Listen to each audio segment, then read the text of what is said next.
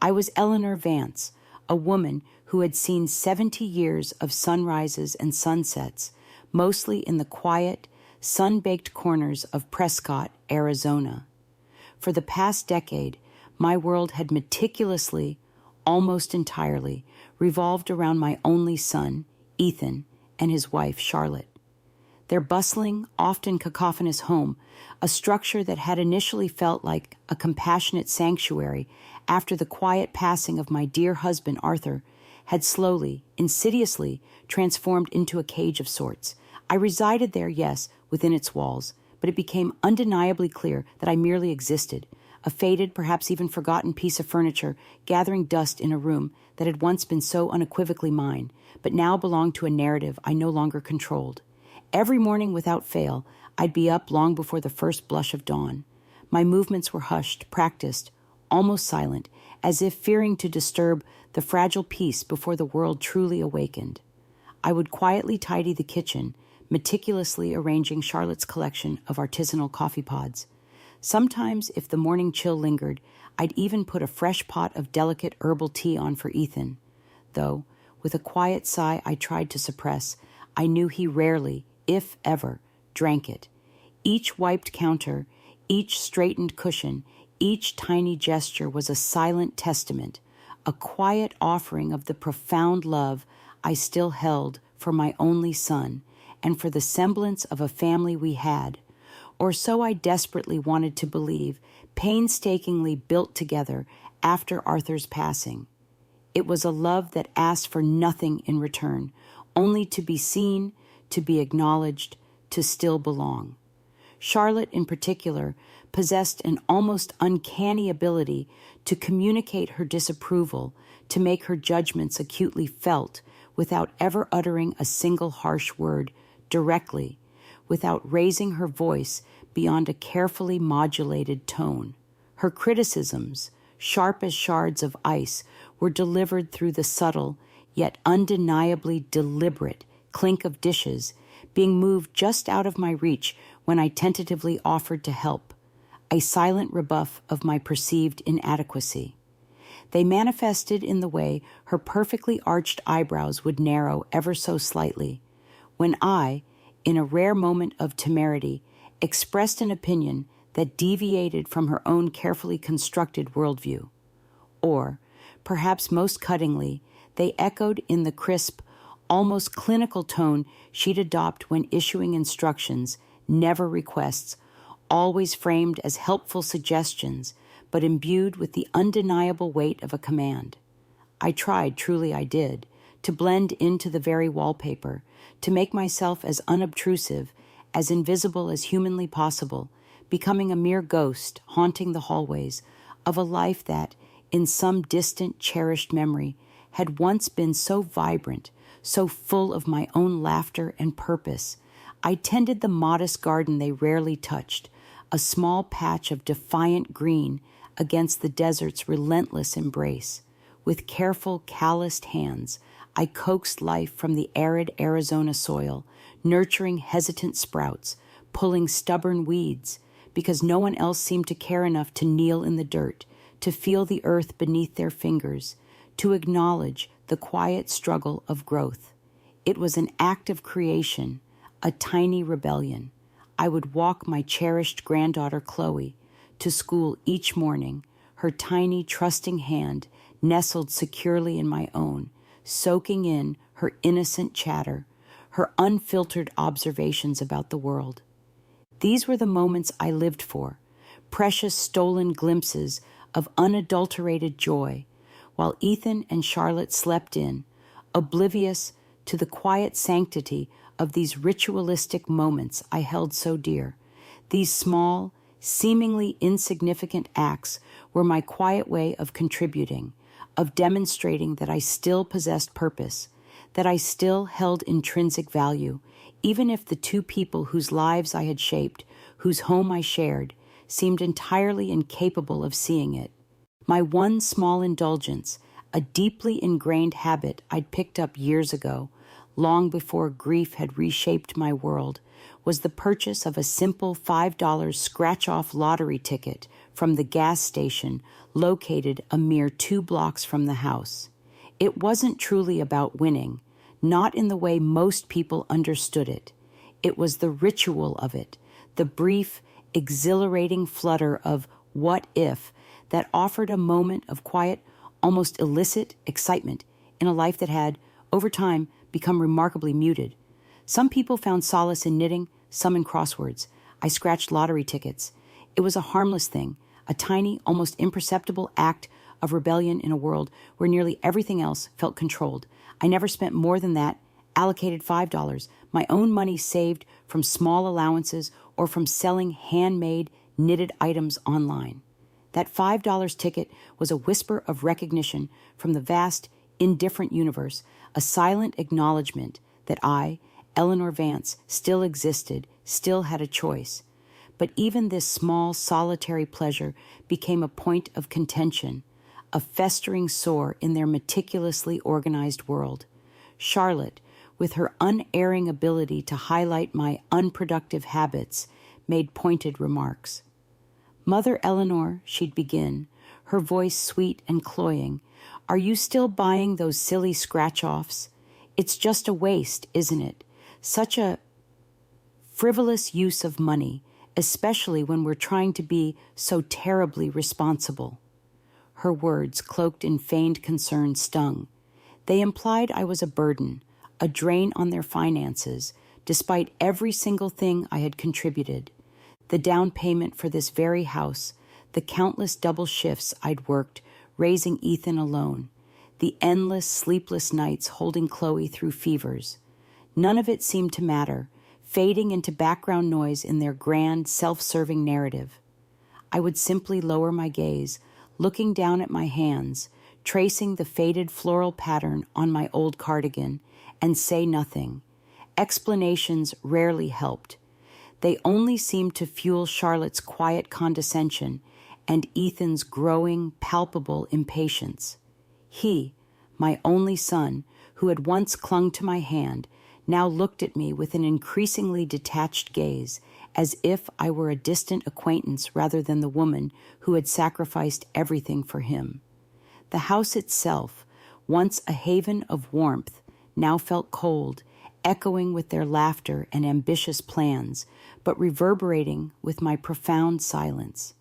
Every corner held a memory, a bittersweet reminder of a life that was no longer mine. All of it screamed home, but none of it truly felt like mine anymore. I was simply there, taking up space, a constant nagging reminder of a past they were so vehemently eager to erase, a shadow they wished to sweep away. Their world was expanding, rapidly ballooning with new ventures, new luxuries, and I, it seemed, was merely an inconvenient relic, an embarrassing echo from a life they no longer wished to acknowledge, a silent observer to their relentless ascent.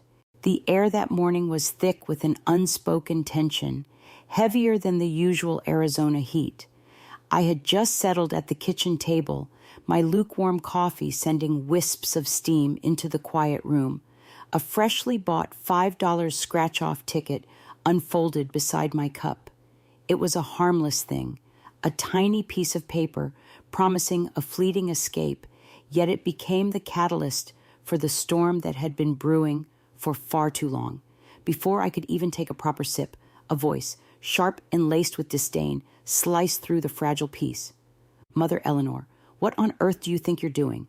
It was Ethan, my son, standing over me, his posture rigid, his face contorted into a mask of righteous anger. He looked at me as if I were a stray dog, caught in the act of chewing on a forbidden rug, rather than his own mother. Behind him, leaning against the polished granite counter, was Charlotte. Her arms were folded tightly across her chest, her eyes narrowed to slits, like knives poised to strike. She said nothing, as usual. Her judgments rarely needed words. They manifested in the cold glances, the tightly clenched lips, the subtle ways she'd move things just out of my reach. This time, her silence felt particularly menacing, a silent accomplice to Ethan's sudden outburst. "You're like a festering sore in this house," Ethan continued, his voice rising, each word a deliberate blow.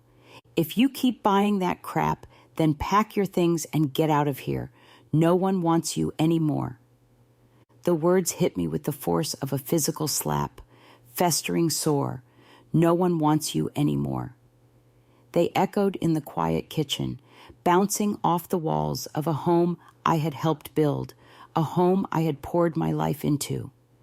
I looked down at the scratch-off ticket on the table, feeling suddenly small, insignificant, like wallpaper in my own life.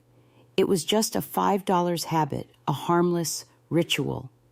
I bought it with my own money, I said quietly, almost a whisper, hoping to diffuse the escalating tension. From the jar, I added, referring to the small container where I kept the little earnings from my knitting. Ethan scoffed, a harsh, dismissive sound that grated on my ears. The jar? That's the grocery jar, Mother Eleanor. That's not your money. You don't have money. We pay the bills. We feed you. You live here for free. Remember that word? Free. His emphasis on free was a deliberate insult, a blunt weapon aimed directly at my heart. Free.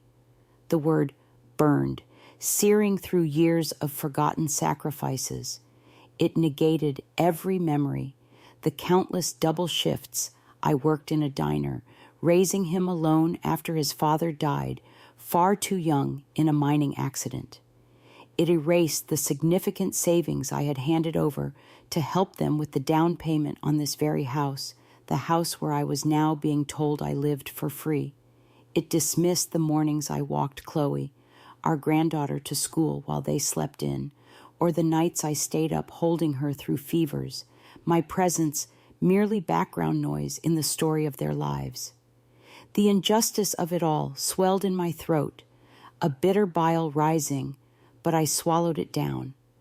What was the point of defending myself against such willful blindness? I don't think a $5 ticket, I started, my voice still low, trying to appeal to some shred of reason. But Ethan cut me off, shouting, "It's not about $5, Mother Eleanor. It's about respect.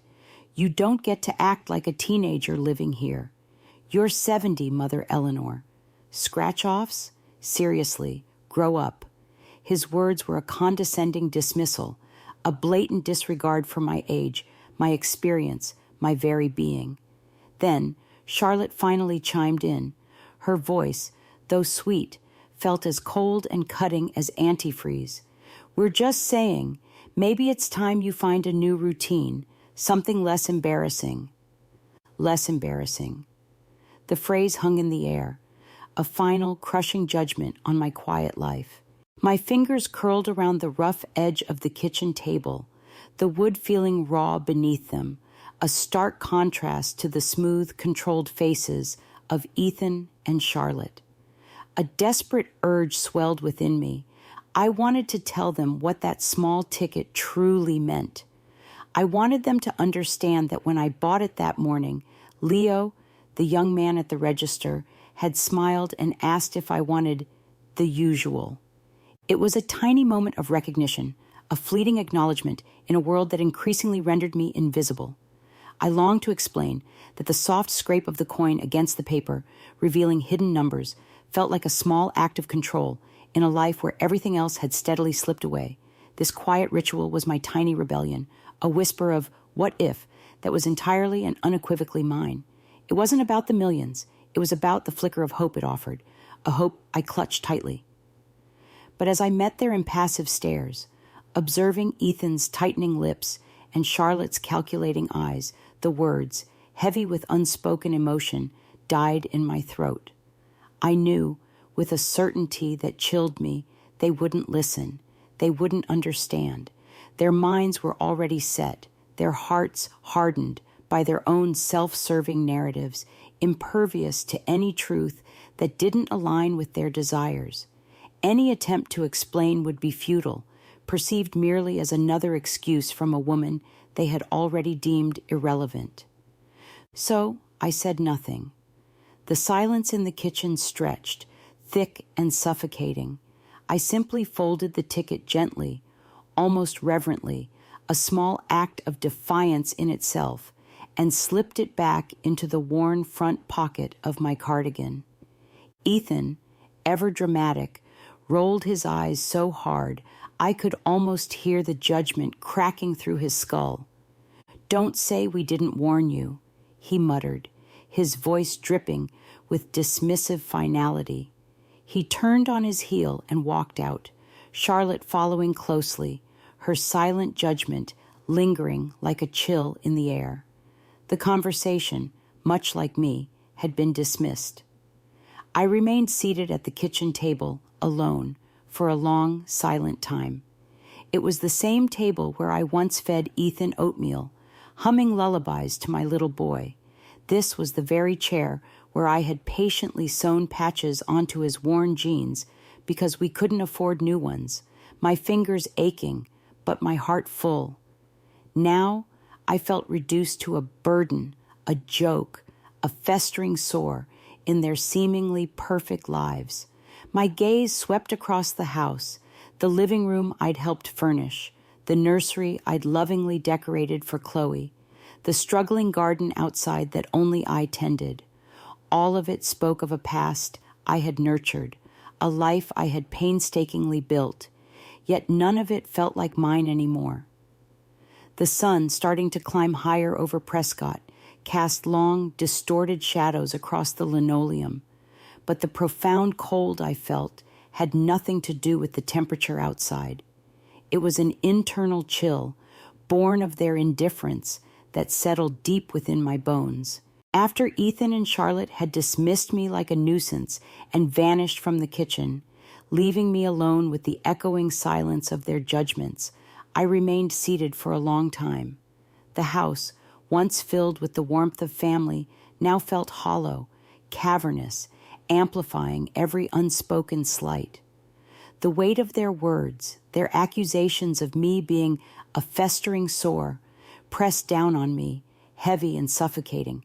It was a familiar burden, one I had carried for years, but this time it felt different. It felt final.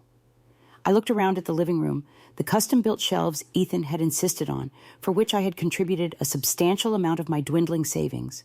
I saw the nursery, now Chloe's brightly decorated room, a room I had meticulously painted when Charlotte was too pregnant to climb ladders, ensuring every detail was perfect for my granddaughter's arrival. The small vegetable patch in the backyard, vibrant with newly sprouted herbs, was another testament to my ceaseless efforts that were now deemed worthless, invisible. My mind, however, refused to dwell on the stinging injustice. A strange sense of clarity, almost a quiet defiance, began to settle over me. "No one wants you anymore," Ethan had said. "You're a burden."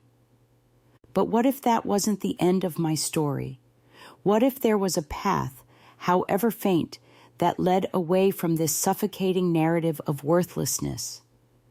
I rose from the table, my movements slow but deliberate, driven by an instinct I didn't yet fully comprehend.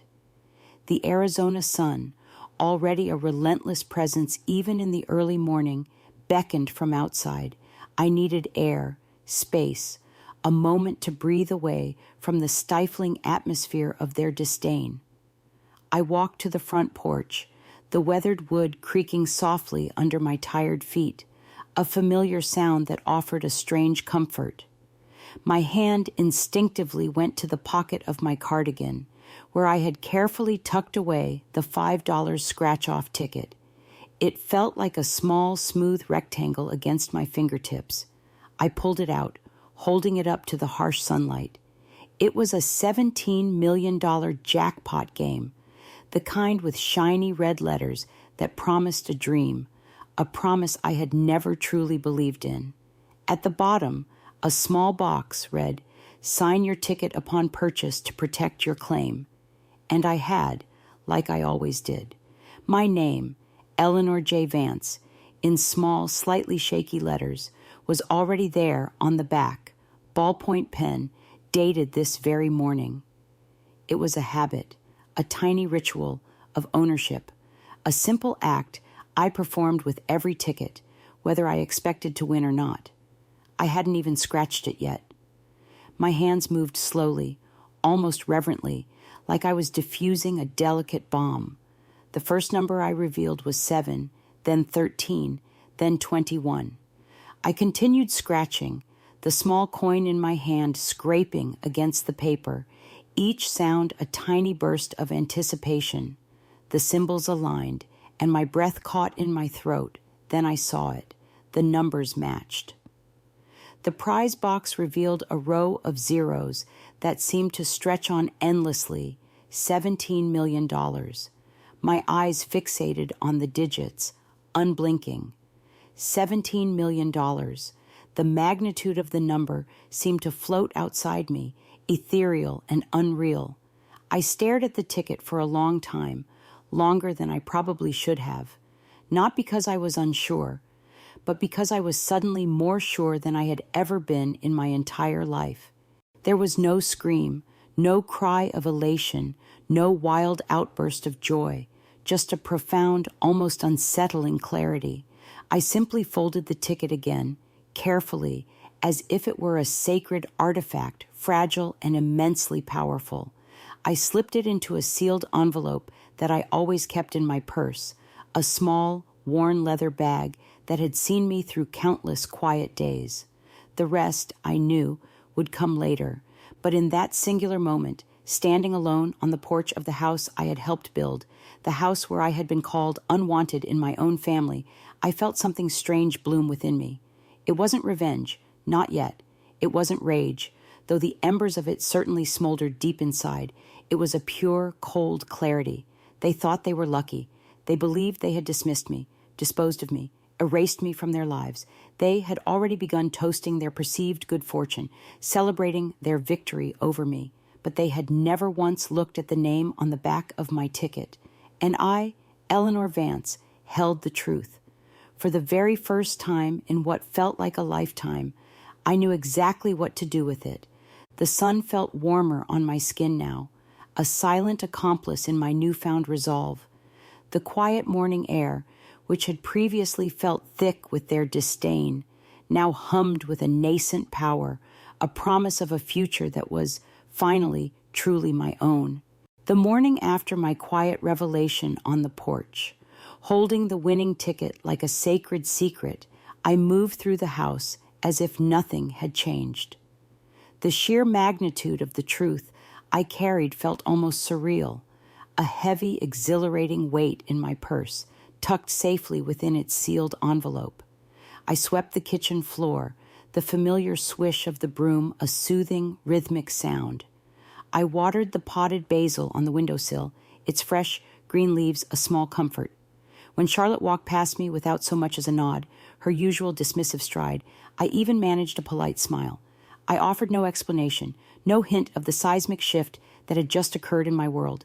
I wasn't ready to unleash the truth, not yet. The time would come, but it had to be on my terms, with a precision they would never anticipate. That afternoon, while I was folding laundry in the back room, a small, unsettling detail pricked at my mind. I remembered leaving another scratch-off ticket, one I had scratched and signed the day before, at the bottom of the wicker basket I kept by the pantry. It was a common habit of mine, keeping the non-winning tickets, just in case they could be entered into a second-chance raffle or simply torn up later for recycling. Harmless clutter, I always thought. I reached into the basket, parting layers of folded kitchen towels and socks, feeling around for the familiar smooth paper. Empty. The ticket was gone. At first, I told myself I must have tossed it absent-mindedly, or perhaps it had gotten swept up in the trash during one of Charlotte's sporadic cleaning sprees. I opened the waste bin beneath the sink. Nothing but used paper towels and banana peels. I checked the side counter, checked under the basket again. Still nothing. A quiet unease, a cold knot began to bloom in my stomach. I stood there for a long while, fingers gripping the edge of the counter, a sense of dread creeping in. It was illogical, perhaps, to jump to conclusions over a non-winning $5 ticket, but an instinct, honed over years of quiet observation, whispered a warning. I said nothing that evening. I cooked dinner, a meatloaf with mashed potatoes and peas, just as I always did. I set the table with their best plates, served Ethan first, then Charlotte, then Chloe. They mumbled, "Thank you," distracted, scrolling through their phones, barely acknowledging my presence at the far end of the table. Later that night, muffled giggling and the distinct clink of glasses, followed by the celebratory pop of a cork, drifted from their bedroom. A new, uneasy tension filled the house, a different kind than before, one of hushed excitement, of secrets being carefully guarded. The next morning, the first delivery truck arrived. A man in a blue polo shirt wheeled out a large, flat box onto the driveway, a massive 75-inch flat-screen TV. Charlotte stepped outside in silk pajamas, signing the receipt with a flourish, as if this were an everyday occurrence for them. By noon, another delivery came, then another. Bottles of imported wine, a designer handbag, brand new patio furniture that glinted in the Arizona sun. They never once mentioned the lottery, not to me. But their actions screamed of a newfound affluence. They celebrated openly, toasted their luck, and danced in the kitchen late at night, thinking I was asleep. I watched it all from my usual corner in the living room, knitting needles in hand, the same row of yarn, looped over and over again, undone and redone like a nervous tick. Still, I remained silent. A part of me, the part that still yearned for the family I once knew, wanted to believe they had simply bought a ticket of their own, that this sudden windfall was something entirely separate from my own fortune. Perhaps they had won a smaller prize, enough to justify these extravagant purchases, but deep down, I knew. The chilling certainty grew with each passing hour. The proof arrived 2 days later, delivered not by truck, but by Charlotte's carelessness. She left her phone on the kitchen table one afternoon, just for a moment, while she ran to the garage. The screen lit up with a message, a vibrant, flashing notification from her sister. $17 million OMG. Are you guys seriously not telling her? I didn't move. I didn't touch the phone. I didn't need to. The ache in my chest, a cold, sharp pang, confirmed everything I had suspected. They had found the ticket, my lost ticket. They had claimed it. They were spending it. And I, Eleanor Vance, was no longer part of their story. The realization was devastating, a fresh wound on top of old scars. The quiet defiance I felt earlier hardened into something more resolute, something colder. They had not only taken my past, they had tried to steal my future, my last shred of hope, simply because they believed they could. The silence that followed was not just my own. It was the silence of a truth waiting to be unleashed. The quiet hum of the house, once filled with unspoken slights, now vibrated with their secret, their greed, and my burgeoning resolve. 2 days after Charlotte's phone screen had blared its incriminating secret, 2 days after I had seen the undeniable proof of their betrayal festering in plain sight, I stepped out to retrieve the mail as I always did. The Arizona sun was already high, beating down with a familiar intensity, but it was the chill creeping into my bones that truly registered, a coldness that had nothing to do with the weather. My hand, reaching for the doorknob, met an unsettling resistance. The key, my own key, didn't work. The lock had been changed. A quiet confusion washed over me, quickly followed by a sharp, familiar pang of dread. My heart began to pound a slow, heavy rhythm against my ribs. I knocked, a tentative tap that felt ridiculously polite, given the circumstances. After a moment, the door opened halfway. It was Ethan. He wouldn't meet my eyes, his gaze darting nervously to the side, anywhere but mine. His voice was low, almost rehearsed, as if he were trying on sympathy for a role he was entirely unsuited for. "Mother Eleanor," he began, "we just need space right now. With everything changing, it's getting kind of crowded here." He gestured vaguely back into the house, a house that had been my home for decades, a house I had poured my very soul into. His words, though soft, were a blade, twisting. My voice was flat, devoid of emotion, a stark contrast to the tumultuous feelings swirling inside me.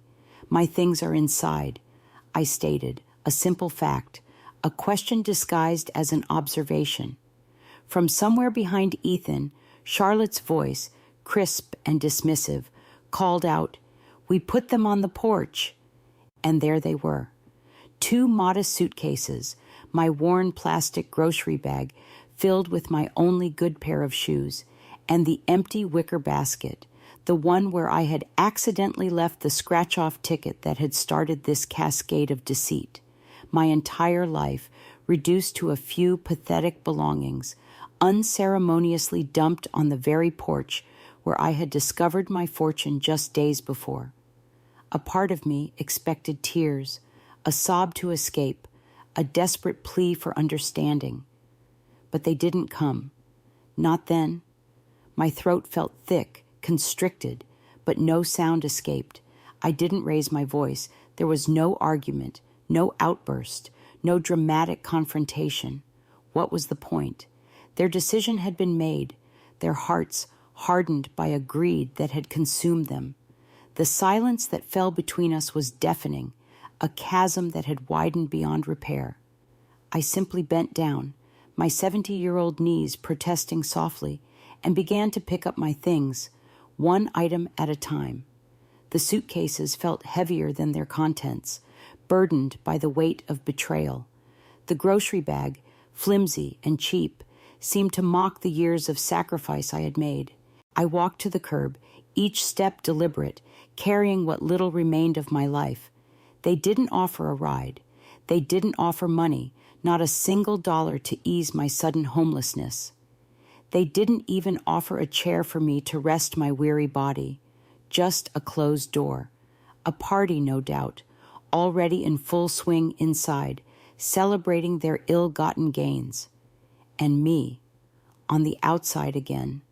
The woman who had raised Ethan, who had tucked him in at night while working double shifts, who had made that house feel like a home. Now I was reduced to silence, to a handful of luggage, to a $5 scratch ticket they thought was forgotten. They were toasting their luck, oblivious, but they had never once bothered to look at the name on the back of the ticket that truly mattered. The sidewalk stretched before me, hot and unforgiving. I walked 3 blocks, the sun beating down, my small collection of belongings clutched tightly in my hands. I had nowhere else to go, no plan, only a vague, desperate hope that somewhere there was a place that offered quiet without judgment. The library. It smelled faintly of dust and disuse, a scent that was oddly comforting, familiar, but it was warm and it had free Wi-Fi. That was enough for now, a starting point. They hadn't even waited for a full goodbye. Just locked the door and pushed my life to the curb, believing they had finally rid themselves of their burden. As I stepped inside the library's cool, hushed interior, a sense of fragile relief washed over me. Agnes, the librarian, a woman with kind eyes and a perpetual half-smile, recognized me immediately. She offered a simple nod, a silent acknowledgement that required no explanation, then returned to stamping returns. I found an empty chair near the window, a sliver of sunlight falling across the worn carpet. I plugged my battered flip phone into the charging station, an archaic device Ethan used to mock, calling it a dinosaur. But it was reliable. It remembered what I asked it to. I wrapped my coat tighter around my knees, though the cold I felt in my bones had nothing to do with the Arizona weather. I had the truth, and that, I knew, was a start, a very quiet but very powerful start. The cool, hushed air of the Prescott Public Library was a balm to my raw nerves, a stark contrast to the oppressive heat and the even more oppressive silence of Ethan and Charlotte's judgment. Agnes, the librarian, moved with a quiet grace through the aisles of books, her presence a comforting anchor in my suddenly unmoored world. She hadn't asked questions, hadn't offered pity, just a simple nod that spoke volumes, acknowledging my presence without needing an explanation for my sudden appearance with 2 suitcases. That quiet understanding was more precious than any words of sympathy. I found a secluded corner, pulling a worn armchair closer to an outlet, and plugged in my old flip phone. It was archaic, a relic in an age of smartphones, but it was reliable. It held my secrets. As the phone slowly charged, I leaned back, closing my eyes. The image of Ethan's averted gaze, Charlotte's dismissive voice, and my paltry belongings strewn on the porch played on a loop in my mind. The bitterness, though potent, was no longer paralyzing. It was morphing into something else entirely, a cold, unwavering resolve. For years I had bent, I had accommodated, I had silently endured their growing contempt, believing it was the price of keeping my family close, of being present in Chloe's life. But they had severed that last thread themselves. They had pushed me out, believing I was nothing more than a discarded object, forgotten and powerless. They were wrong. My hands, though slightly trembling, reached into my purse, carefully extracting the sealed envelope. Inside, nestled safely, was the winning lottery ticket, my name scrawled across its back. Next to it, in a separate small compartment, was the old, battered flip phone. Ethan had always mocked it, calling it a dinosaur, an emblem of my supposed backwardness. But this dinosaur held the key to my redemption. Years ago, my late husband, Arthur, a meticulous man who worked tirelessly in the local copper mines, had always told me, "Eleanor, always keep a copy of everything important. You never know when you'll need it." It was a simple piece of advice, born from a life of hard work and careful planning, but it had stuck with me, a quiet echo in my mind through the decades. And I had followed it instinctively, even for something as seemingly trivial as a scratch-off ticket. When I had purchased the $17 million ticket that fateful morning, after signing it, I had taken a quick photo of the front and back with my old phone. The image wasn't crystal clear, but it was legible. My name, the ticket number, the winning symbols, the date, all of it captured in a pixelated snapshot. It was my silent insurance policy, a small act of defiance against the universe that often seemed to forget the quiet ones. Now, the seemingly insignificant act felt like a divine intervention.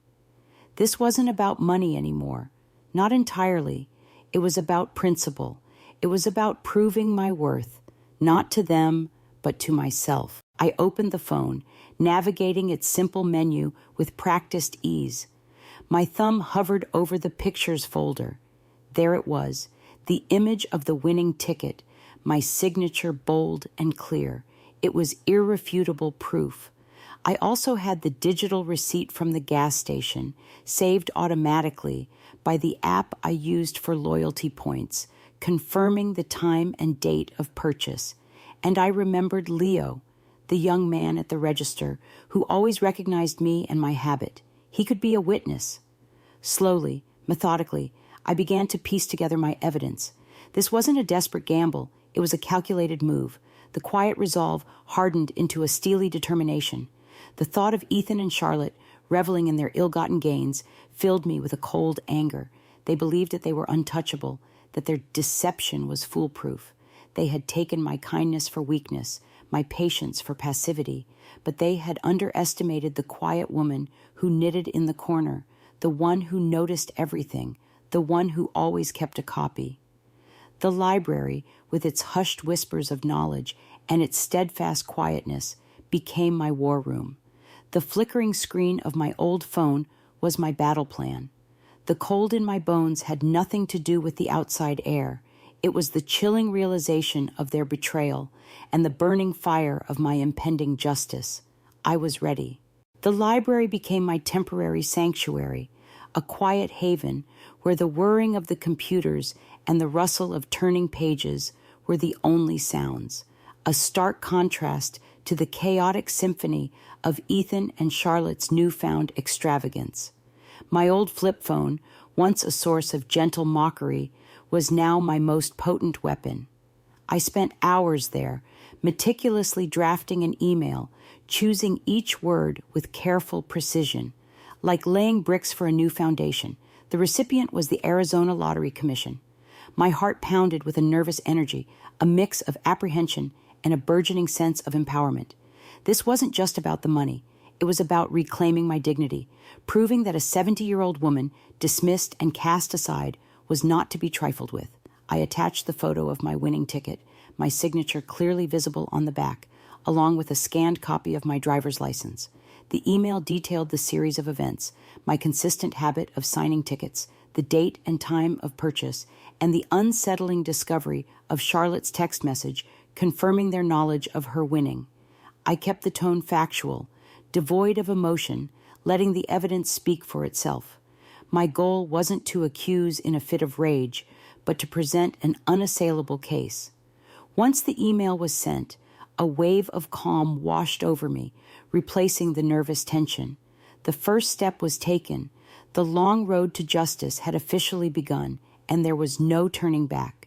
My next step led me back to the familiar, brightly lit interior of the gas station, the very place where I had bought that life-altering ticket. Leo, the young man with a kind smile who worked the morning shift, was behind the counter.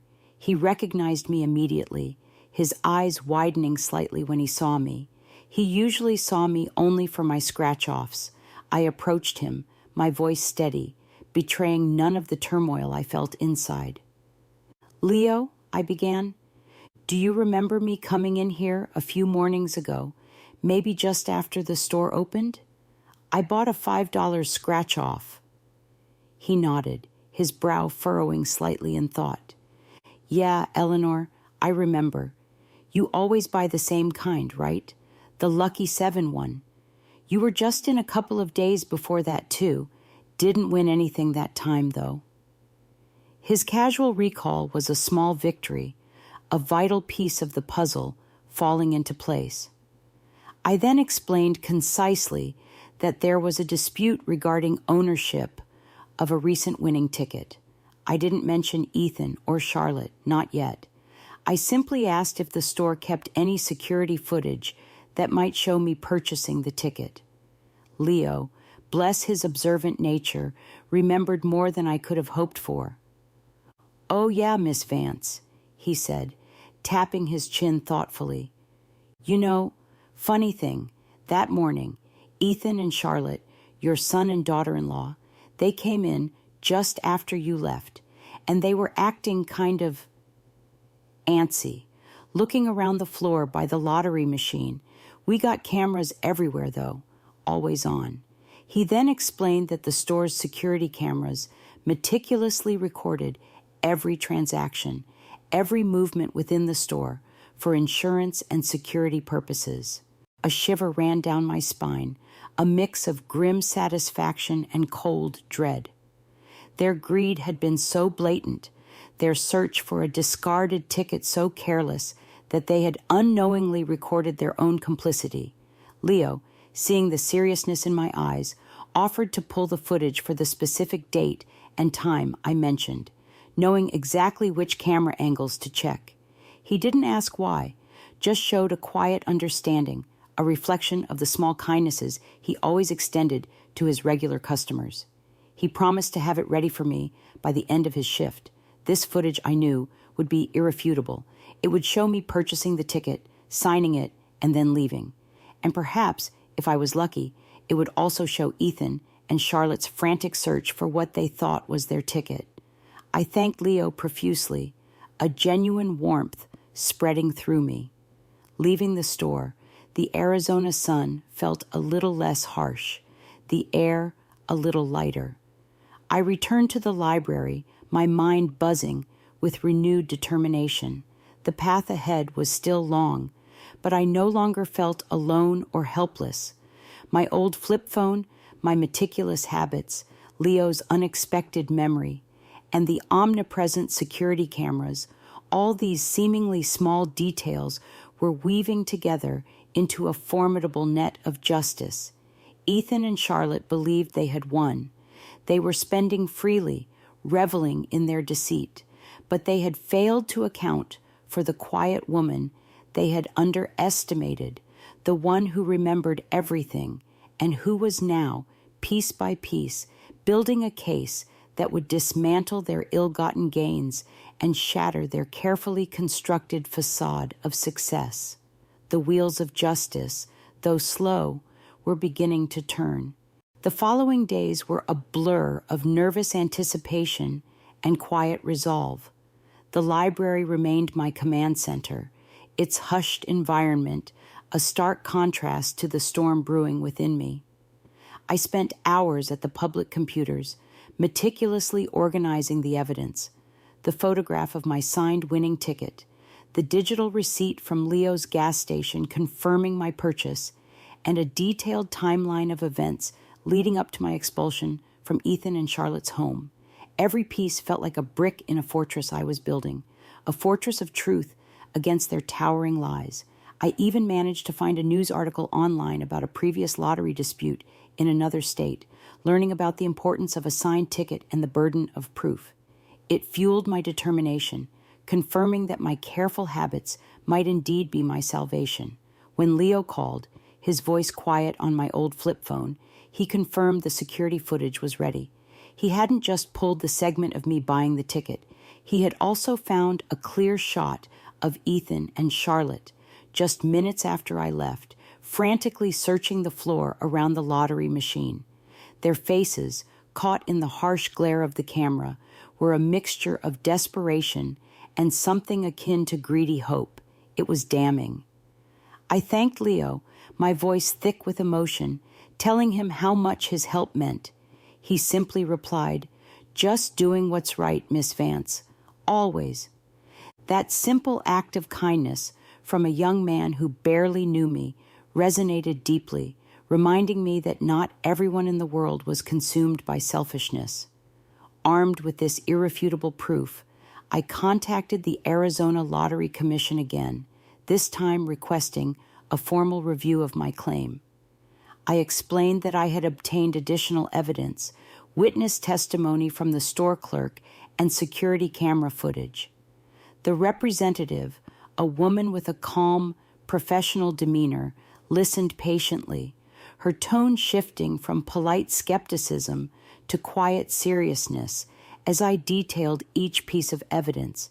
She explained the process, the necessary investigations, and the legal implications. I was to submit all the physical evidence to their legal department, and they would launch a full inquiry. I chose to remain anonymous, a right afforded to lottery winners in Arizona, ensuring that my privacy would be protected throughout the turbulent process ahead. I wanted justice, not public fanfare. The days that followed were agonizing. I lived on instant oatmeal and the kindness of Agnes, who sometimes left me a warm cup of tea and a quiet smile. I slept in a small, sterile emergency shelter a few blocks from the library, a far cry from the comfortable bed I'd known for decades, but it was safe, and crucially, it was mine alone. My flip phone remained my lifeline, a constant companion. Then, almost a week after I submitted the footage, it rang. It was the Lottery Commission. My heart leaped into my throat. The professional voice on the other end delivered the news.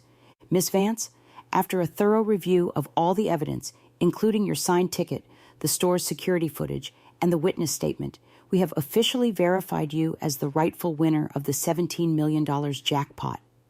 A profound stillness settled over me. There was no surge of wild elation, no triumphant shout, just a deep, almost overwhelming sense of vindication, a quiet settling of a lifetime of unseen sacrifices finally being acknowledged. The truth, in its purest form, had prevailed. As the Lottery Commission representative continued, explaining the next steps for claiming the prize, my phone vibrated with an incoming call. It was Ethan. I didn't answer. Moments later, another call. "Charlotte." I let it go to voicemail. Then came the barrage of frantic text messages. "Mom, pick up. We need to talk. There's been a mistake, a mix-up with the lottery. Please, let's just fix this." I could almost hear the panic in their voices, the dawning horror as they realized their house of cards was crumbling. The Lottery Commission, I knew, must have contacted them, informing them that their claim was disputed and ultimately invalid. They were grasping at straws, suddenly desperate to reconcile, to fix something they had broken irrevocably. Their pleas were pathetic, devoid of genuine remorse, motivated purely by the sudden loss of their ill-gotten fortune. I didn't feel anger anymore, not truly, just a cold, detached amusement. They had thrown me out, called me a burden, taken what was mine. Now they were begging. But it was too late. The silence I offered was the loudest answer they would ever receive. I simply focused on the calm voice of the Lottery Commission representative, her words mapping out a future that was, finally, truly my own. The Arizona Lottery Commission's calm voice guided me through claiming my legitimate winnings. They confirmed my right to anonymity, a privacy I fiercely clung to. My goal was justice, not public attention. While I meticulously handled my future, Ethan and Charlotte predictably spiraled. Their frantic calls and texts escalated from desperate pleas to demanding their money, a claim they held onto with delusional tenacity. Then the insidious digital assault began. Agnes, the librarian, alerted me. "Eleanor, have you seen what Charlotte posted?" My heart sank. Charlotte's post, spread across social media, painted me as a manipulative, greedy old woman who stole their lottery ticket, a victim of elder abuse at my own hands. She brazenly claimed I was trying to ruin my son and his wife. A blurry, unflattering photo of me, taken covertly when fatigue left me vulnerable, accompanied the post. The comments beneath were a cesspool of outrage, a digital lynch mob condemning me, a cold, sharp anger ignited. This wasn't just about money. It was an assault on my reputation. They'd betrayed me and now sought to assassinate my character, but their arrogance would be their undoing.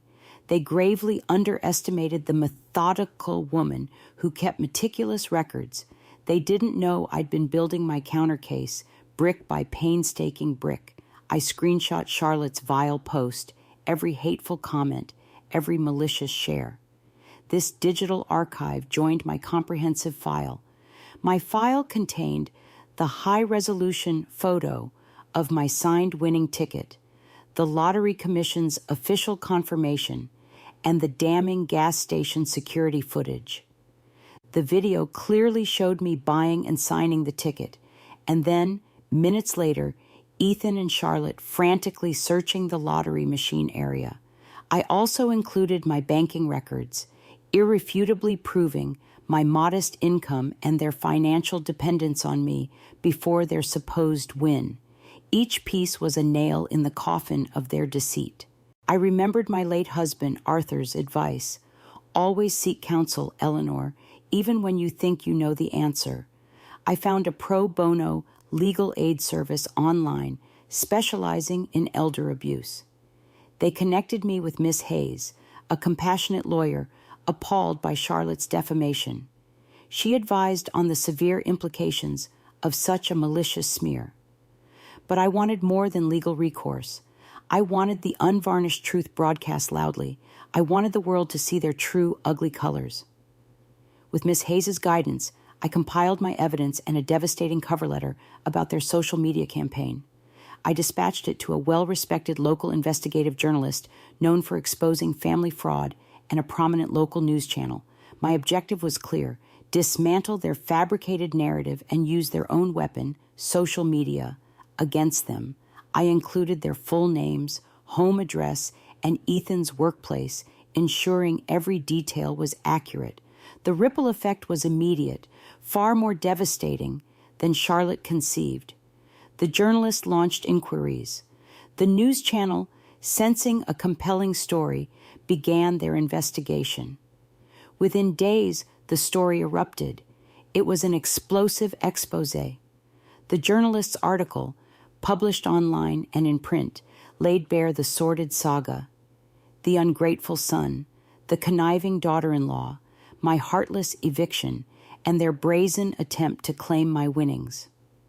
The gas station security footage, aired on local TV, showed Ethan and Charlotte's faces twisted with desperation as they frantically searched through what they believed was mere trash, a stark and damning contrast to my serene demeanor with my genuine ticket.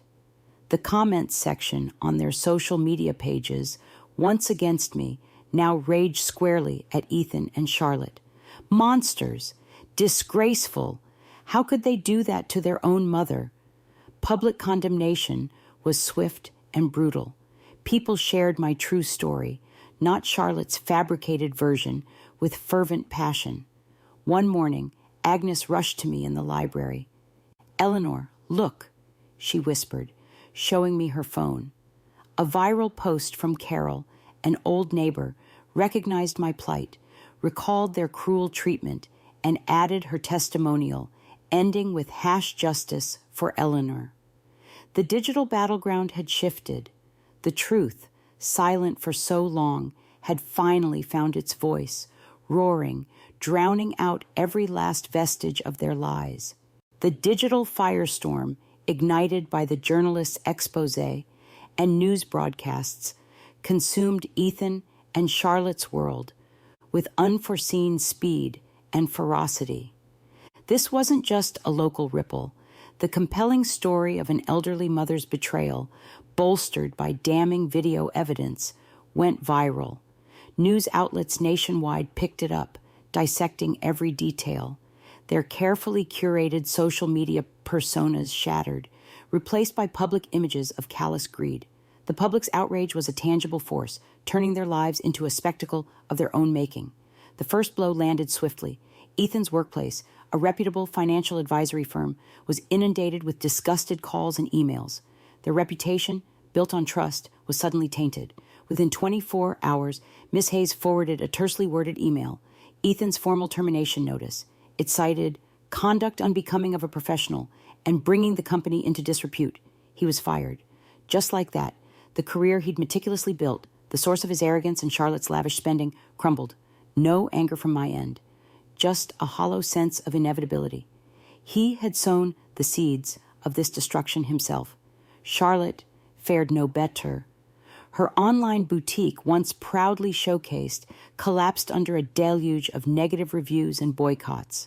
Orders canceled, suppliers severed ties, and her cultivated brand became a symbol of deceit.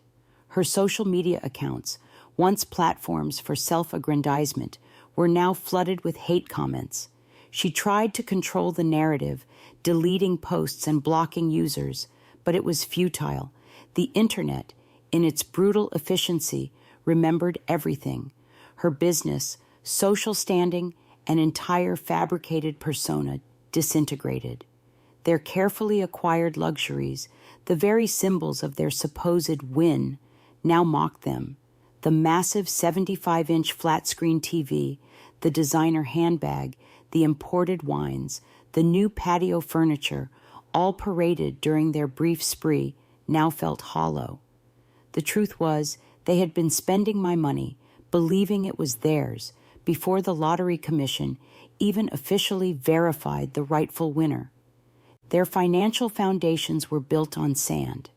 The sheer audacity of their spending, detailed in news reports juxtaposing their purchases against the official claim date, only further inflamed public opinion. The legal repercussions followed swiftly. Miss Hayes informed me the Arizona Lottery Commission was pursuing legal action against Ethan and Charlotte for fraudulent claims. This wasn't just about recovering winnings. It encompassed legal costs for the investigation, potential damages, and the very real possibility of criminal charges. The implications were severe: hefty fines, frozen assets, and potentially even jail time. Their lives, once defined by outward success, were now defined by legal battles and impending financial ruin. But the most devastating consequence, the one that shattered their self-serving delusion, was the loss of Chloe. News of the public scandal, amplified by reports of elder abuse and fraud, reached Child Protective Services. A caseworker arrived at their doorstep, prompted by concerned neighbors and the undeniable public record. The detailed accounts of my eviction, homelessness, and their brazen attempt to steal my lottery winnings painted a grim picture of their home environment. Chloe, my sweet, innocent granddaughter, was temporarily removed from their care, placed with a maternal aunt who lived a few states away, a woman with whom Charlotte had a strained, distant relationship. This news, relayed by Miss Hayes, brought a complicated mix of sadness and grim satisfaction. My heart ached for Chloe, caught in the crossfire of her parents' greed. She deserved stability, love, and a home free from such toxic manipulation. Yet there was also a profound sense of justice. They had used Chloe, knowingly or unknowingly, as a shield, hiding behind the veneer of a loving family while eroding my very existence. Now the consequences of their actions had finally reached the one innocent life they had claimed to protect. The calls from Ethan and Charlotte, once desperate, became laced with genuine despair. They were no longer begging for money, but for a lifeline, for me to intervene, to tell authorities it was all a misunderstanding. They pleaded for me to save them, to get Chloe back. But their pleas rang hollow. Their self-interest remained paramount, masking any real remorse. I listened to their voicemails, their voices breaking, their carefully constructed world crumbling. I did not answer. The silence they had once used as a weapon against me had become my impenetrable shield, a testament to the ultimate cost of their boundless greed and the profound betrayal they had inflicted upon their own mother. The silence after my refusal to engage with Ethan and Charlotte was a profound shift in my existence. My life, once defined by their needs and judgments, now held a vast echoing space, not of emptiness but of liberation. Their desperate calls and voicemails eventually tapered off, replaced by the quiet hum of my new life. The initial shock of homelessness gave way to steady resolve, transforming the library from a temporary refuge into a launchpad for the future I was meticulously building. My first priority, after securing my winnings and ensuring my anonymity, was to find a true home. I craved a place of quiet comfort, free from unspoken tension or betrayal. I found it in a charming older bungalow on the outskirts of Prescott, with a sun-drenched porch and a modest garden. It wasn't grand, but it felt mine. The quiet joy of signing the deed, of holding the keys to a place no one could evict me from, was more profound than any material acquisition. I furnished it simply, each piece a deliberate choice reflecting my newfound autonomy. With my sanctuary established, I focused on what truly mattered. My quiet habits, once dismissed as eccentricities, became the anchors of my new routine. I knitted for pleasure, finding meditative peace in the rhythmic click of needles.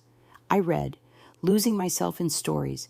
I rediscovered simple joys, long walks in the Arizona evenings, watching sunsets, and sipping chamomile tea on my porch. My finances were handled with meticulous care. Miss Hayes connected me with a reputable financial advisor who helped me establish a trust and manage investments wisely, ensuring security for the rest of my life. I also set aside a significant portion for charitable causes, particularly supporting elderly individuals facing homelessness or abuse. Having learned the bitter cost of greed firsthand, I was determined to use my blessing to counteract it. The question of Chloe, my granddaughter, lingered, a tender ache. While cherishing my anonymity, I yearned for her well-being. Miss Hayes, with her characteristic compassion, assured me Chloe was safe and thriving with her maternal aunt, a kind and stable guardian. The caseworker confirmed Chloe was happy, adapting to a healthier environment. For now, I understood a direct relationship might jeopardize her stability. So I decided to wait, patiently sending anonymous gifts and heartfelt notes through Miss Hayes to Chloe's aunt, ensuring she was cared for without revealing my identity. My love for Chloe was a quiet constant, a beacon, trusting that in time a path would emerge for us. Life, once a suffocating narrative of duty and humiliation, had become a canvas of endless possibilities. I continued my visits to the library, no longer as a refugee, but as a benefactor. I quietly made a substantial donation, ensuring Agnes could acquire new books, upgrade technology, and expand community programs, especially for those seeking refuge or a fresh start. Agnes, though never explicitly told the source, understood. Her grateful smile was all the thanks I needed. Leo, too, received a generous, anonymous gift, a token of my gratitude for his honesty. The public scandal surrounding Ethan and Charlotte eventually faded, replaced by new dramas. Their names became cautionary tales, whispers of past indiscretions, their lives reduced to a struggle against consequences. I heard snippets through Miss Hayes, their assets frozen, legal battles ongoing, and their once lavish home put up for sale. Their self-inflicted downfall was complete. My story, however, was not one of revenge. It was a story of quiet resilience, of reclaiming one's worth when others deemed it negligible. It was a testament to the power of a signed ticket, a meticulous habit, and the unwavering belief in truth.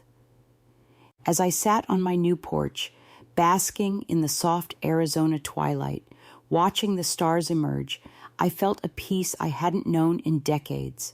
The past, with its betrayals and heartaches, was behind me. The future, boundless and full of quiet possibilities, stretched before me. I was Eleanor J. Vance, a woman who had lost everything, only to find herself and her true fortune in the most unexpected way. For the first time in a very long time, I was truly, completely free. Life in my new bungalow settled into a gentle rhythm, a stark contrast to my turbulent past. My garden flourished, a quiet symbol of renewal. My days were filled with purpose, cultivating peace and joy, volunteering at a local senior center, and knitting. My anonymity allowed genuine connections free from past baggage. Yet, a subtle yearning persisted. Chloe, my sweet granddaughter, news from Miss Hayes confirmed Chloe was thriving with her aunt, bringing relief mixed with a pang of absence. I respected her need for stability, sending anonymous gifts and notes, silent promises for a future connection. I often wondered if Charlotte's narrative had erased me from her memory. One crisp autumn afternoon, a letter arrived. The careful handwriting on the unfamiliar envelope was Charlotte's. My heart hammered, a mix of apprehension and morbid curiosity. I hadn't heard directly from them in months, only through Miss Hayes's updates on their legal battles and deepening financial woes. The letter was long, rambling, filled with self-pity, resentment, and a startling, raw confession. Charlotte wrote of Ethan's despair, their mounting debts, and relentless public shame.